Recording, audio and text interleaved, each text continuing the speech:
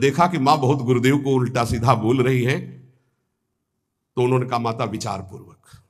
जननी ही विकल विलो की भवानी, बोली जुत विवेक मृदुबानी। मां विचार पूर्वक, तुम क्यों ऐसा आलाप कर रही हो? अगर मेरे भाग्य में ऐसा पति लिखा है तो तुम टाल नहीं सकती। कर्म लिखा जो बाउर ना हो, तो कत दोष लगाई का हो। तुम सन मिटे कि विधि के अंका, व्यर्थ ले हो जनि मातु कलंका। मां मेरे भाग्य में ऐसा ही लिखा है, आप व्यर्थ में क्यों रो रही? जब पार्वती जी की ऐसी करुण बात सुनी तो सब स्त्रियां रोने लगी, विधाता को दोष लगा रही। नारद जी के पास हिमालय गए, बोले हम तो संभाल लेंगे, घर में सब गड़बड़ हो गया। अरे इनको समझाते कि ठीक से आते, कैसे आए हैं ये, जैसे विनाश कर ले आए हो। अरे ब्याह कर ले आए, घर में सब बिगड़ गया, मैना बिखर गई, ब्याह बंद, अब नहीं होगा, संभालो जाके। नारद जी गए और जाकर के मैना को कहा, देखो ये इनका बाहरी रूप है, ये जो आपके यहाँ पार्वती के रूप में जन्मी, ये नित्य इनकी अर्धांगिनी सती है, जो यज्ञ भवन में शरीर छोड़ करके आपके यहां जन्मी, ये इनकी नित्य संगिनी है। आप ऐसा शोक मत कीजिए। नारद जी विविध प्रकार से माता को समझाया। इनके द्वारा एक भ्रम हो गया था तो इनको शरीर त्यागना आवश्यक हो गया। जब भगवान श्री राम सिया जी के लिए हे खग हे मृग हे मधुकर श्रेणी तुम देखी सीता मृग नैनी ऐसा पुकार रहे, तो भगवान शिव ने प्रणाम किया और सती जी के मन में संशय हुआ। सती जी ने सीतावेश धारण किया। जब भगवान शिव ने जाना तो उसी समय त्याग कर दिया था कि अर्धांगिनी रूप में अब कभी स्वीकार नहीं कर, क्योंकि पूज्य माता का रूप आपने धारण किया। तो मूल बात यह थी, इसीलिए योगाग्नि में जाकर शरीर को भस्म कर दिया और आपके यहाँ पार्वती जी के रूप में जन्मी है।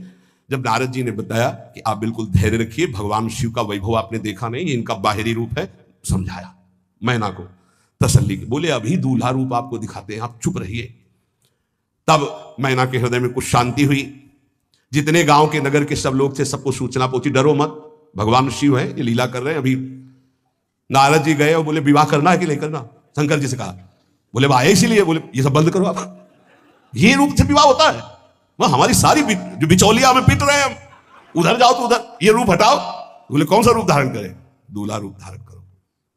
भगवान शिव ने जे भी, बहुत सुंदर शिव है, कर्पूर गौरम जैसे चिदानंद, 16 वर्ष की अवस्था, हाथ में दर्पण और अद्भुत मुकुट धारण किए हुए, जटाएं ढकी हुई, गौरवर्ण, वो सुंदर रूप जो देखे सो मोहित हो जाए। ध्याये नित्यम महेशम रजति किरणिभम चारु चंद्रावतन सम। कैसा सौंदर्य रूप महादेव जी का। चलो अब जो जेवनार के लिए सब शुभ नववधुएं सब मैना जी को बुलाया, देखो दूल्हा आ रहे हैं, एक एक कदम ऐसे चल रहे, संभाल संभाल के जैसे चलना सीख रहे हो। तांडव करने वाले चरण है, पर नारद जी ने को अब नहीं, नव किशोर अवस्था, हाथ में दर्पण, वो सुंदर रूप भगवान शिव का, एक एक कदम बारात में जो देखे सो मोहित। मैना ने कहा हो अहो भाग्य, ऐसे दूल्हा। बोले वही हैं जो नंदी पे सवार थे, इनके स्वरूप को जानना बड़ा कठिन है। अब जो सुंदर जेवनार भी बरातियों के साथ भगवान शंकर की बड़े मधुर गीत गाए जा रहे हैं। मुनियों ने फिर हिमवान को लगन पत्रिका सुनाई। विवाह का ठीक समय दे करके समस्त देवता और वेद स्वयं मूर्तिमान होकर वेद उच्चारण कर रहे हैं।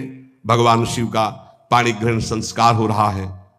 पार्वती जी जब श्रृंगार करके सभा में आई ब्याह मंडप पे, तो कोई ऐसा नहीं था जो देखकर मोहित ना हो गया हो। त्रिपुर सुंदरी अंबा है, लेकिन सब ने उनके श्री चरणों में सर झुकाया, क्योंकि जगदात्मा महेश पुरारी जगदंबिका जानी भव भामा, सुरन मनन मन कीन प्रणाम। ऐसा सुंदर रूप अंबा जी का, त्रिपुर सुंदरी है।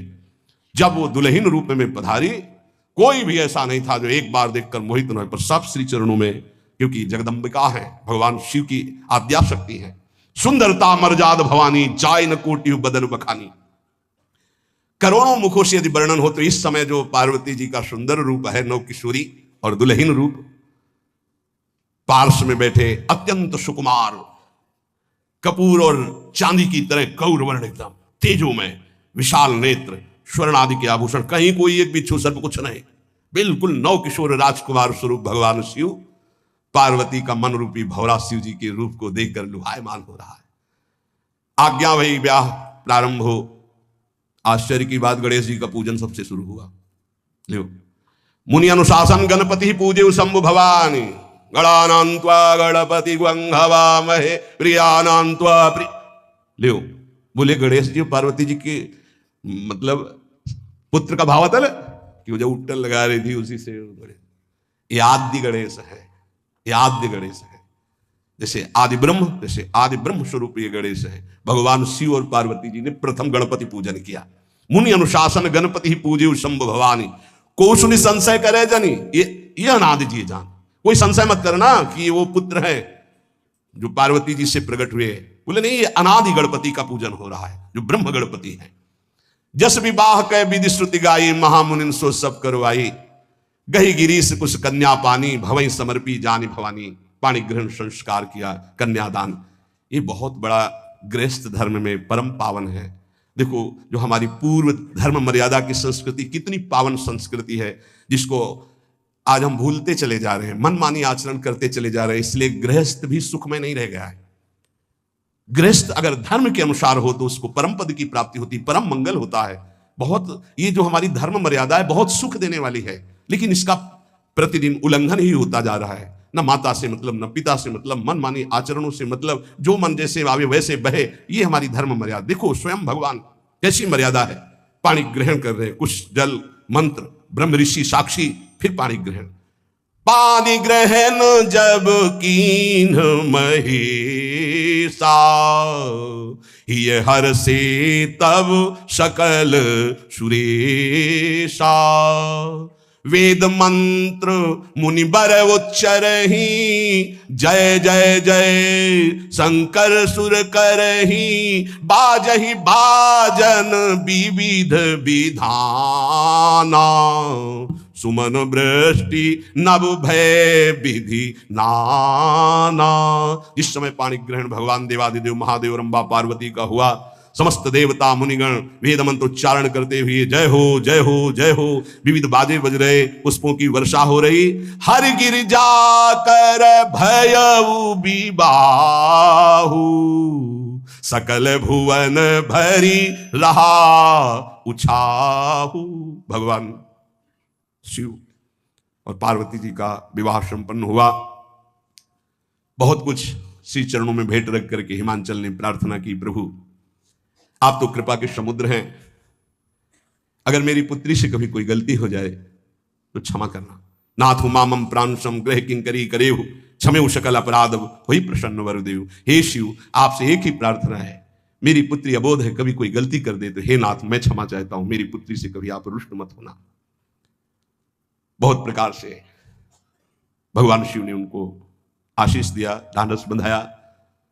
फिर भगवान शिव और उमा आनंद पूर्वक कैलाश पधारे। चरित सिंधु गिरजा रमन, वेद न पावहि पारु। बरने तुलसी दास किमि, अतिमति मंद गवा। कह रहे भगवान शिव की महिमा को तो वेद नहीं पार पा सकते। गोस्वामी तुलसीदास जी कह रहे मैं भला उस महिमा को कैसे गा सकता हूं, मैं तो गवार बुद्धि का हूं। भगवान शिव और माता पार्वती जी आज भी अब भी कैलाश में विराजमान है। हर गिरजा विहार नित नयऊ, यही विधि विपुल काल चले गए। भगवान शिव और पार्वती का जो मंगल में विवाह सुनेगा, भगवान के चरणों में प्रीति, समस्त पापों का नाश होकर हृदय की निर्मलता, हरिहर में प्रीति निश्चित प्राप्त होती है। क्योंकि परम वैष्णवाचार, परम बोध संपन्न जगत गुरु भगवान शिव की लीला हृदय के अहंकार को मिटाती है। ये अहंकार के अधिष्ठात्र देवता है भगवान शिव, और जब तक अहंकार रहता है तो हरि के चरणों में या प्रियाजू के चरणों में प्रीति नहीं होती।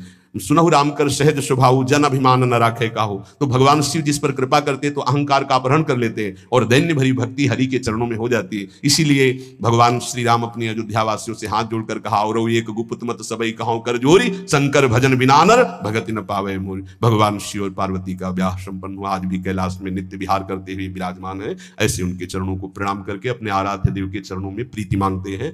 नमः पार्वती पतये, हार हार हार महादेव।